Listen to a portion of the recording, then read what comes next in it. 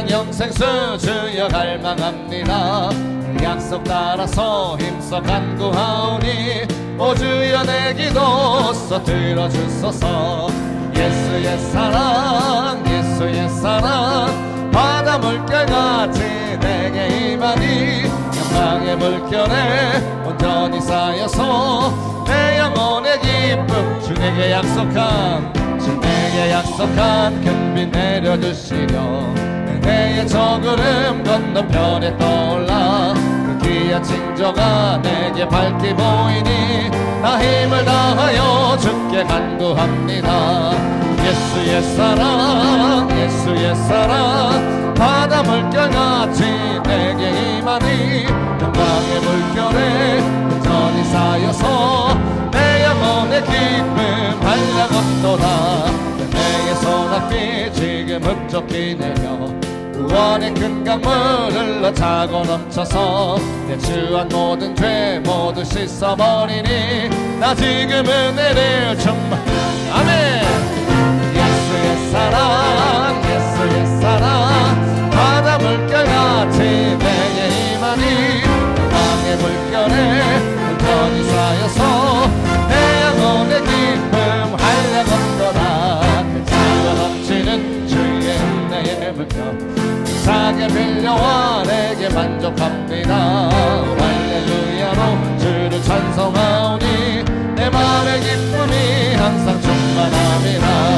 예수의 사랑 바다 물결같이 내게 임하니 영광의 물결에 온전히 쌓여서 내 영혼의 예수의 사랑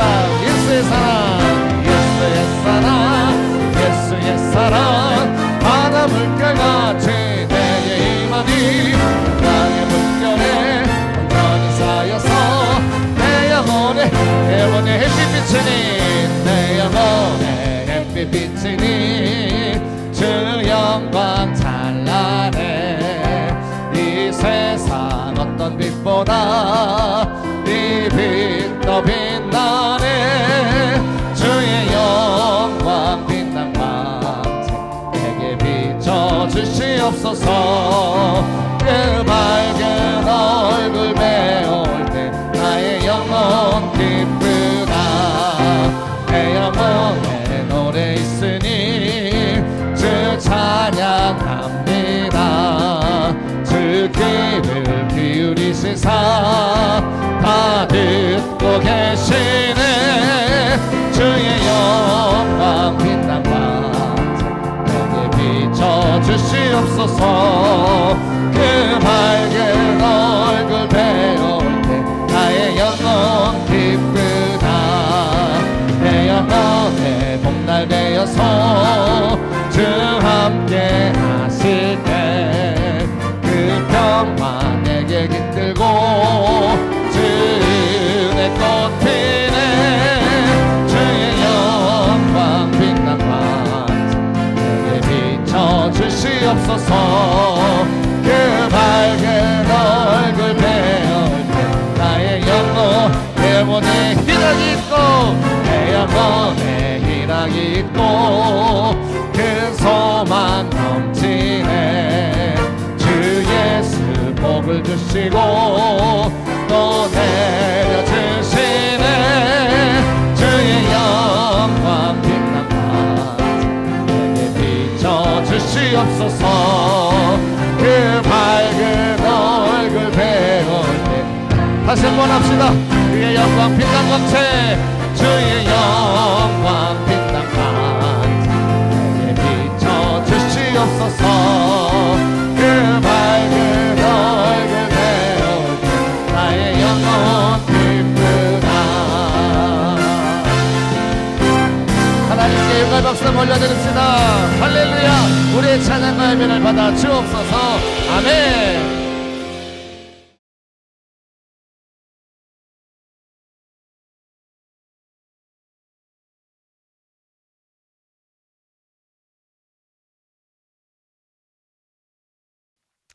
우리가 신앙생활을 하는 것은 하나님에 대해서 더 넓고 더 깊게 알아가는 것이다라고 말할 수 있을 것 같습니다.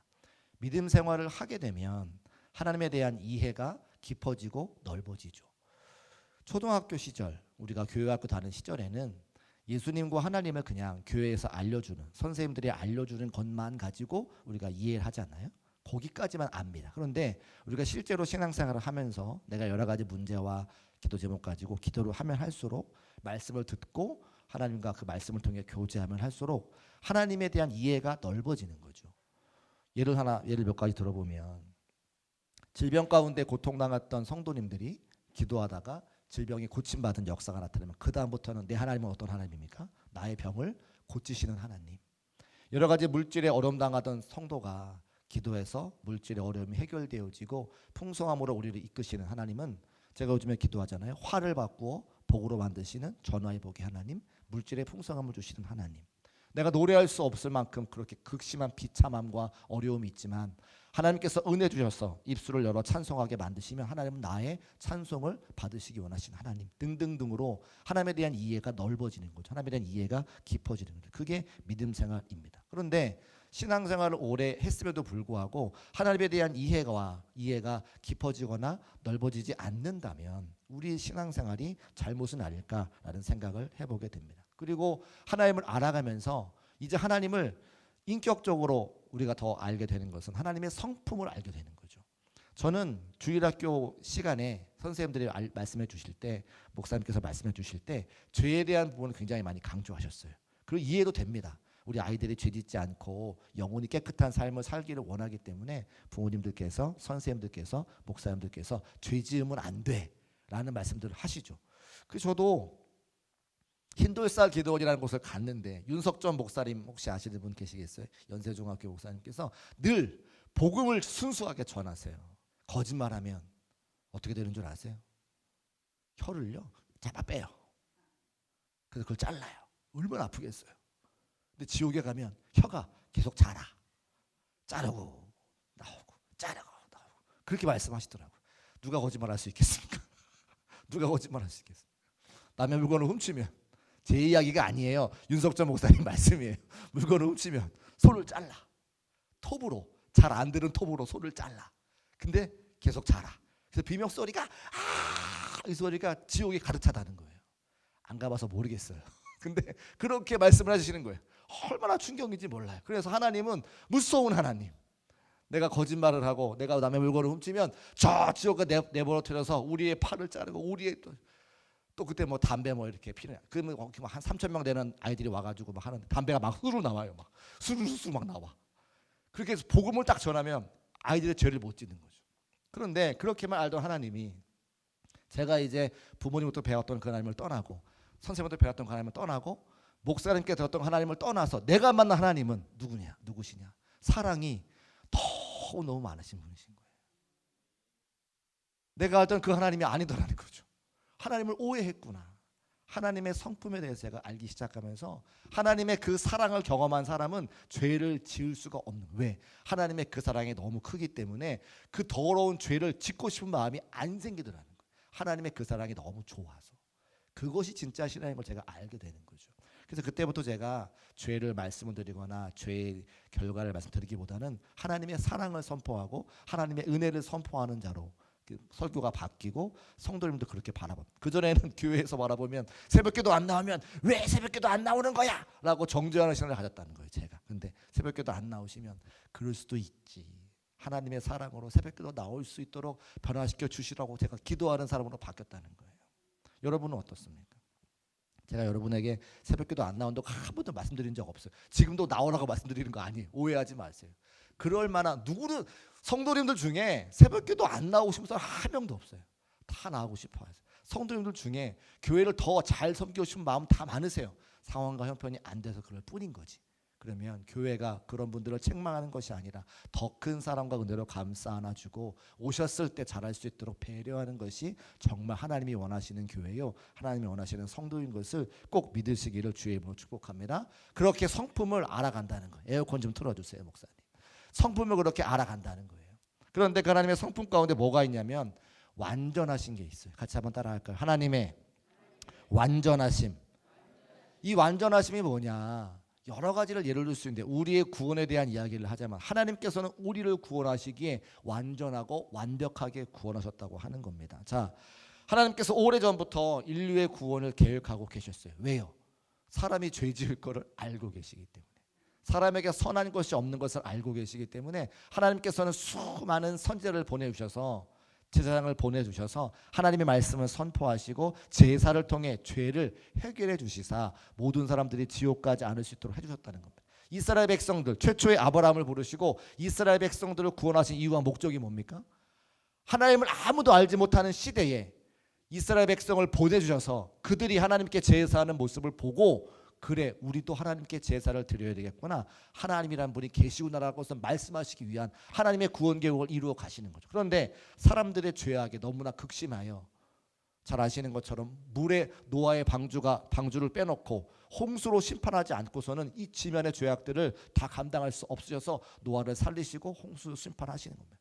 그리고도 마음에 사랑이 많으시니까 내가 다시는 물로 심판하지 않으시겠다고 무지개를 우리에게 선물로 주시잖아요. 또 수많은 사람들을 계속해서 주의 말씀을 통해, 사사를 통해서, 제사장을 통해서, 선지자를 통해 말씀을 주시지만 사람들은 계속해서 같은 죄를 반복하고 우상을 섬기고 하나님의 말씀에 불순종합니다.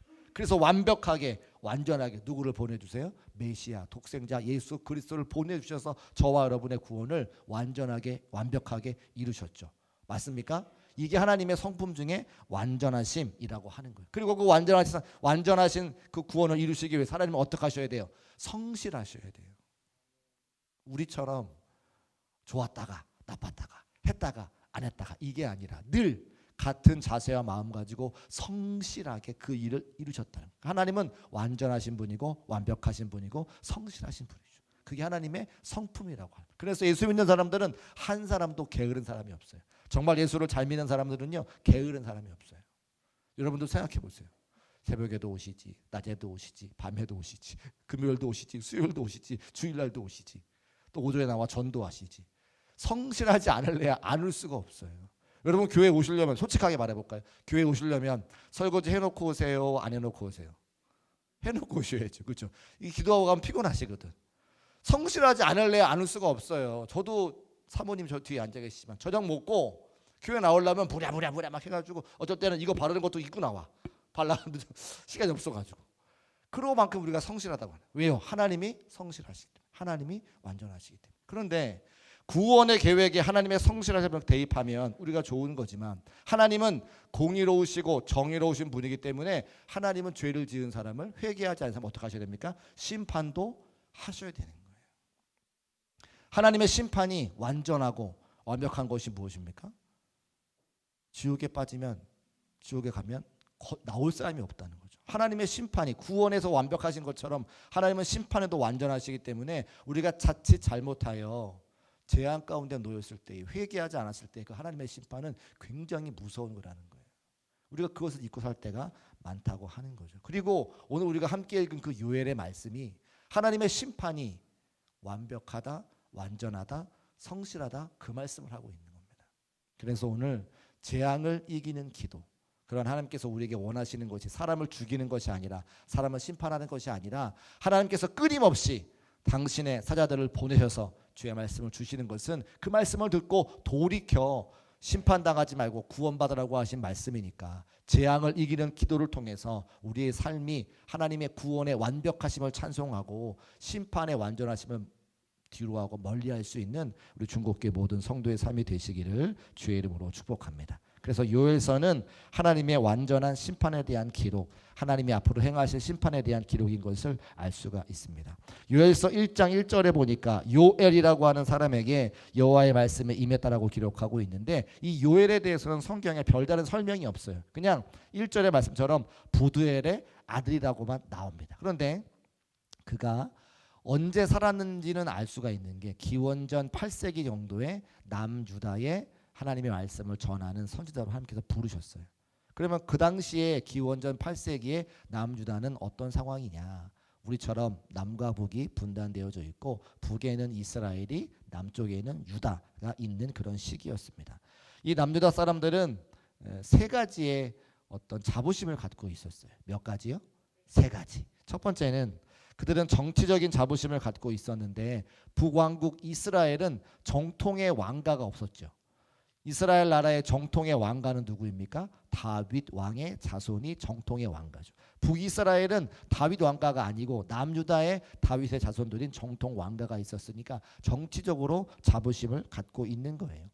다윗의 자손 유다가 남유다를 다스리고 있었기 때문에 저 북이스라엘은 정통성이 없는 사람들이야 라고 생각했다라고 하는 거죠. 이것이 남유다 백성들에게 대단한 자부심을 주었습니다. 두 번째 자부심은 영적인 자부심을 갖고 있는 거예요. 북이스라엘의 땅은 넓게 있었지만 그곳에 가장 중요한 뭐가 없어요? 성전이 없어요. 그래서 베델과 단에 금송아지를 만들어서 그곳에 가서 절하게 되었습니다. 남유다에는 뭐가 있습니까? 예루살렘 성전이 있었습니다. 이스라엘 모든 백성들은 1년에 3번씩 예루살렘 성전에 올라와 주 앞에 제사를 드렸어야 되는데 북이스라엘은 성전이 없고 남유다에만 있으니까 남유다 사람들이 영적인 자부심이 있었죠. 우리가 왕조를 갖고 있으니까 정치적으로 자부심이 있었고 우리가 예루살렘 성이 있으니까 영적으로 자부심이 있었고 또 하나 경제적으로 훨씬 더 윤택하고 부유한 삶을 살았다고 하는 거예요. 그러니까 이게 세 가지 자부심을 가지고 그들이 살았습니다. 그러면 안타깝게도 성경에 이런 자부심을 갖고 살아가는 사람들이 잘되고 형통하는 늘 뭐가 있습니까? 교만. 뭐가 있어요? 어떻게 잘하세요? 늘 사람들을 보면 높은 곳에 올라가면 자부심을 갖고 있으면 그것으로 하나님을 더 찬양하면 되는데 사람들은 늘 보면 교만하더라는 거예요. 왕가 정통성 갖고 있고 영적인 자부심 갖고 있고 경제적으로 잘 살고 부유하면 그것 가지고 하나님을 찬양하고 감사하고 영광 올려드려야 되는데 그것 가지고 교만해서 오늘 요엘 선지자를 하나님께서 불러주신 거죠. 하나님께서 누군가를 부르실 때에 누군가에게 당신의 영을 부으실 때는 하나님께서 하실 말씀이 있어서 그런 거잖아요. 그래서 1장 1절 말씀에 부두엘의 아들 요엘에게 여호와의 말씀이 임한지라. 뭔가 지금 남유다 사람들이 잘못하는 게 있기 때문에 하나님께서 말씀을 전해 주시는 거죠. 그래서 그 잘못들이 뭔가를 살펴보고 우리는 어떻게 하면 되는가라고 하는 말씀을 오늘 이 저녁에 드리려고 합니다. 2절 말씀 한번 올려주시고 2절 말씀 같이 한번 읽어보겠습니다. 시작. 늙은 자들아 너희는 이것을 들을지어다. 땅의 모든 주민들아 너희는 귀를 기울일지어다. 너희의 날에나 너희 조상들의 날에 이런 일들이 있었느냐. 아멘. 늙은 자들, 땅의 모든 주민들, 나이가 많은 연세 많으신 노인분들이나 젊은이들이 경험한 것 중에 이러한 경험이 있었는가? 그 말은 뭡니까? 앞으로 너희가 경험하지 못하는 때가 올 것이다. 하나님의 심판이 임할 것인데 그 임박한 심판은 너희가 경험하지 못한 것이 올 것이다. 크고 무시무시한 일들이 벌어질 거라고 하는 하나님의 경고의 메시지라고 하는 거죠. 이 선지자의 말씀을 들은 남유다 백성들이 얼마나 두려웠을까. 지금까지는 자부심을 갖고 살아갔었는데 하나님께서 선지자의 미수를 통하여 지금까지 한 번도 경험해보지 못한 어려움과 고난이 찾아올 것이다. 심판이 올 것이라고 말씀하시니까 얼마나 그들이 두려웠을까. 그 재앙의 문제를 4절 말씀에 구체적으로 말하고 있습니다. 우리 4절 같이 읽어보겠습니다. 시작. 팥중이가 남긴 것을 메뚜기가 먹고 메뚜기가 남긴 것을 느치가 먹고 느치가 남긴 것을 황충이가 먹었도다. 아멘. 여러분 메뚜기, 팥중이, 메뚜기, 또 느치, 황충이 다 뭐예요? 사실 다 메뚜기예요. 다 메뚜기. 메뚜기과에 속하는 뭐 자세하게 우리가 알 수 없는 다 그런 비슷한 종류의 것들이에요. 그래서 저거를 네 가지로 나눴잖아요. 그 말은 뭡니까? 왔던 게 또 오고 왔던 게 또 오고 왔던 게 또 오고 계속해서 끊임없이 그 재앙이 온다는 거예요. 당시 사람들이 농사를 짓고 살았을 텐데 뭐 농약이 있던 것이 아니니까 그냥 흙 뿌리고 나서 잘 되면 거두는 것이고 안 되면 다 망하는 건데 잘 되고 막 거둘 때에 메뚜기가 때가 한번 와가지고 탁 덮어가면 거둘 게 없는 거죠. 먹을 게 없는 거죠. 그래서 우리가 아는 것처럼 이스라엘 백성들이 출애굽할 때 바로 왕이 안내 보내주잖아요. 하나님께서 10가지 재앙 가지고 그 바로 왕을 말씀하실 때 그때 8번째 재앙이 메뚜기의 재앙이 없습니다. 다 먹고 다 쓸어가니까 하나님 다 항복 이렇게 해서 이스라엘 백성들을 출애굽하잖아요. 그 메뚜기의 재앙이 이스라엘 백성들에게 임한다는, 유다 백성들에게 임한다는 거예요. 그리고 실제로 메뚜기도 오는 것과 플러스 이방 민족들이 메뚜기와 같이 이 남유다 백성들을 계속해서 침탈하고 수탈할 것이라고 하는 예언의 말씀인 것을 오늘 말씀하고 있습니다. 또 6절 말씀 같이 읽어보겠습니다. 6절 시작. 다른 한 민족이 내 땅에 올라왔음이로다. 그들은 강하고 수가 많으며 그 이빨은 사자의 이빨 같고 그 어금니는 암사자의 어금니 같도다. 아멘. 하나님께서 이스라엘 백성들을 심판하실 때에, 남유다 백성들을 심판하실 때 누구를 사용하시느냐? 예전에 이스라엘 백성들이 출애굽해서 가나안 땅에 들어갈 때에 가나안에 있던 모든 사람들 다 진멸하라 그래요. 근데 그때 기브온 사람들이 와서 조약을 맺고 다 진멸하지 못하죠. 그 남아있는 사람들로 인해서, 그 남아있는 후손들로 인해서 이스라엘 백성들이 어려움을 당합니다.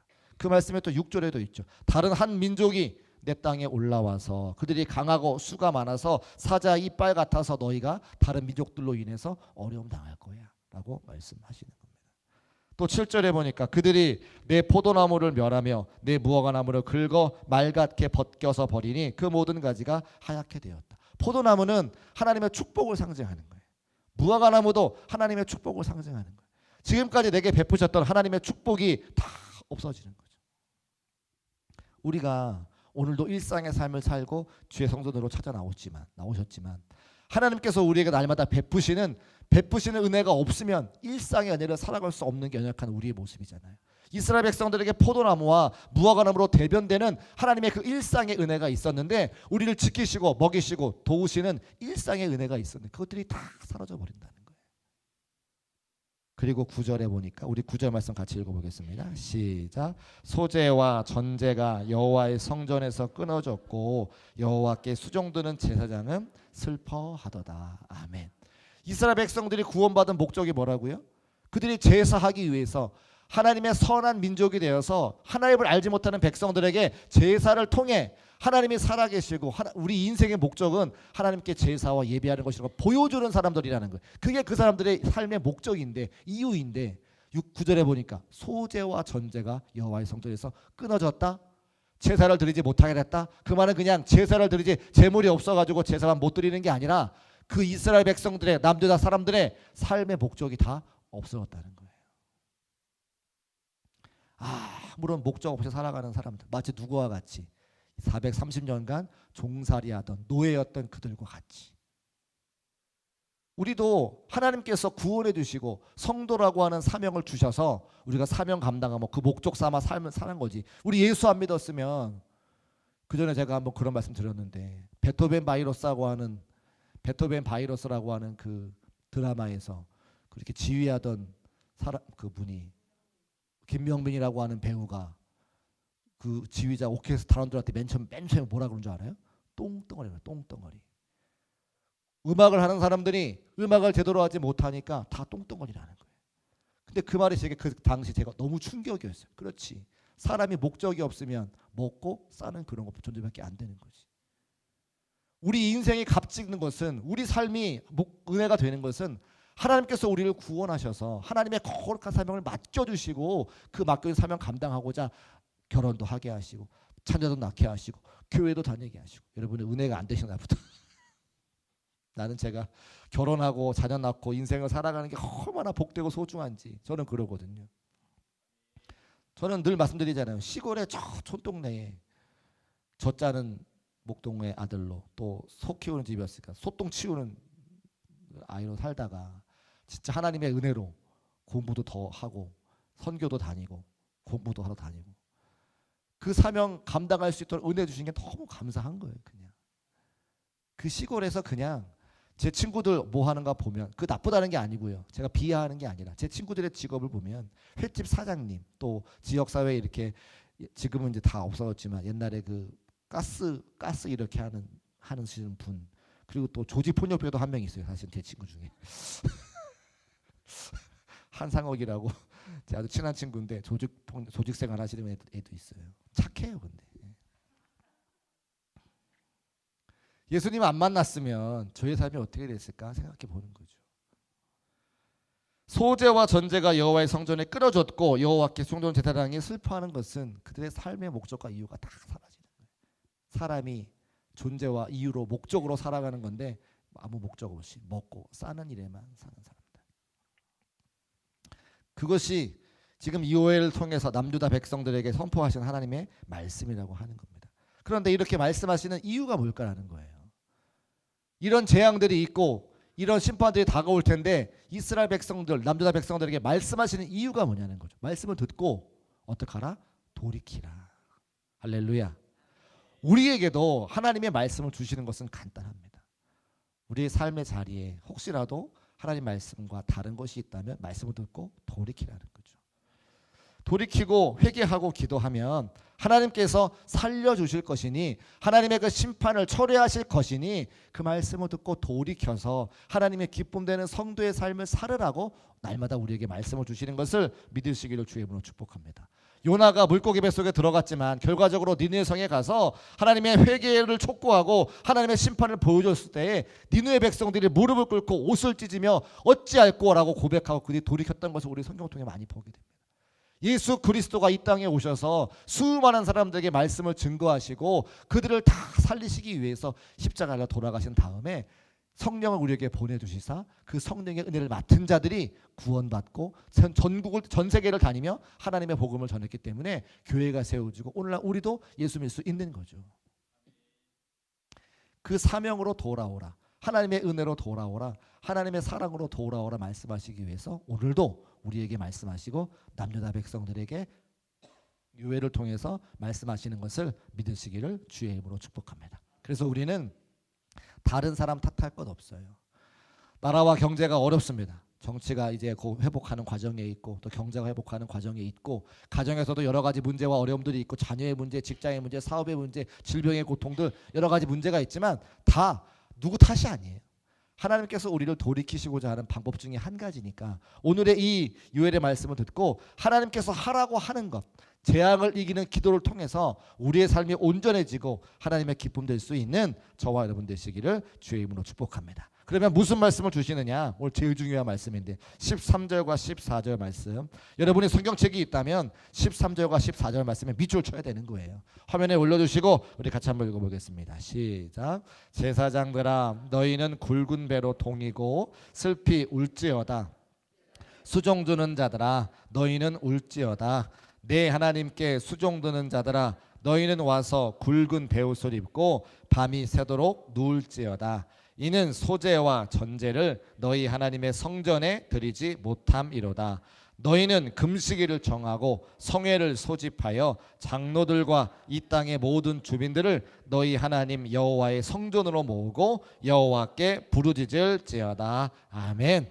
같이 한번 따라합시다. 여호와께 부르짖을지어다. 한 번 더. 여호와께 부르짖을지어다. 아멘. 하나님께 나와 기도하라는 거죠. 맞습니까? 재앙을 이기는 것은 뭐예요? 기도라는 거예요.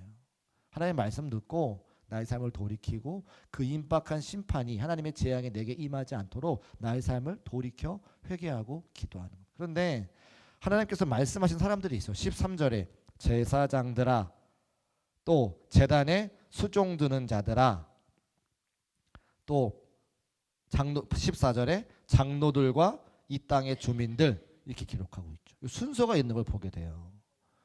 하나님께서 교회에 목사님들을 세우시고 장로님들을 세우시고 교회에 중직들을 세우신 이유가 있어요. 왜냐하면 교회는 조직이기 때문에 그래요.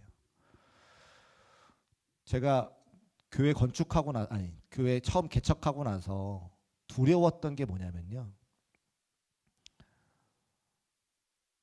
교회를 개척했으니까 성도님들이 교회로 오시는데 그분들을 어떻게 인도해야 될지를 모르겠더라는 거예요.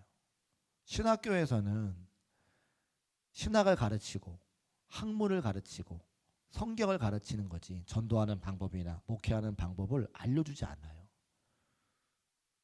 제가 교육조연사를 했는데 교육조연사 했던 게 아이들을 다루었던 거니까 그리고 다 만들어진 교회에서 사역을 했던 거니까 새롭게 교회를 개척했을 때 제가 뭘 해야 될지 모르겠다는 거죠. 그래서 그때 문이 철문이었는데 저하고 아내하고 예배 드릴 때 철문이 덜컥 열리면 겁이 났어요. 사람이 오는 게 겁이 나더라는 거예요. 지금은 누가 오면 되게 반갑잖아요. 저만 반가운가요? 누가 이렇게 오면 반갑잖아요. 근데 그땐 겁이 났어요. 제가 누가 올까 봐. 그리고 오면 개척교회는요 전 진짜로 초자가 와요. 초자, 생자가 와요. 예수를 처음 믿는 사람이에요. 그래서 찬송가를 같은 걸 한 달 내내 불러요. 찬송가 88장 한 달 내내 불러요. 그래야 그분이 겨우 알아. 그리고 그 다음 달 또 다음 거 불러요. 304장 한 달 내내 불러요. 그리고 그 다음번에 88장 304장 합시다. 또 까먹어. 성경책이 어디 있는지 모르잖아요. 교회 처음 왔으니까. 구약이 뭔지 신약이 뭔지 헌금을 어떻게 하는 건지 11조는 뭔지 감사헌금 뭔지 주일헌금은 뭔지 다 알려주는 거죠. 알려주고 까먹고 알려주고 까먹고 그거를 10년 해야 여러분과 같은 이제 좀 집사님 태가 나네 성도님 태가 나네 그 모습이 나오는 거죠. 그러니까 제일 두려운 게 뭐냐면 내가 리더의 자리에 섰을 때 그걸 감당하지 못하는 두려움이 제일 큰 거예요. 우리를 목사로 세우시고 장로로 세우시고 교회 중직으로 세우신 것은 우리에게 그만큼 뭐가 있어요? 책임이 있는 거예요. 교회 공동체를 세워가야 돼. 그런데 내 능력으로 그게 감당이 되던가요? 내 지식으로 감당이 되던가요? 아니요. 교회는 희한하게도 무릎으로 감당이 되는 것을 믿으시기를 주님으로 축복합니다. 오늘 그 말씀을 하시는 거예요. 제사장들아, 이건 저한테 하시는 말씀이죠. 제단에 수종 드는 자들아, 장로들과 이 땅의 모든 백성들, 하나님께서 우리에게 특별히 금요일날 오시는 분들은 여기 집사님 또 성도님 잘 없으시요. 다 권사님, 장로님 그 이상 우리 몇십 년 동안 교회를 섬겨오신 교회 중직들이 다 오셔서 기도하는 거예요. 왜 우리를 오늘 이 자리에 불러주셨을까요? 하나님의 임박한 심판과 진노가 있을 때에 우리가 깨어서 기도할 때 그 기도를 들으시고 우리 공동체를 세우시는 것을 말씀을 통해 기억하시기를 주의 이름으로 축복합니다. 그래서 이 금요일날 뜨겁게 기도하는 것 때문에 우리 교회가 회복될 줄로 믿습니다. 금요일날 뜨겁게 기도하는 것 때문에 우리 중국교회가 부흥할 줄로 믿습니다. 우리가 금요일날 기도하는 것 때문에 하나님의 거룩한 사명 선교하고 전도하고 다음 세대를 세워나가는 그 일을 우리가 능히 감당할 줄로 믿습니다. 여러분이 최후의 보루라고요. 여러분이 쓰러지면 우리 교회도 쓰러지는 거예요. 그런 비장한 마음을 가지고 함께 기도할 때 오늘 이 요엘 선지를 통해 주시는 말씀이 우리에게 임하여서 심판이 아니라 축복과 부흥과 성장으로 나아가는 우리 중국교회가 되시기를 주의 이름으로 축복합니다.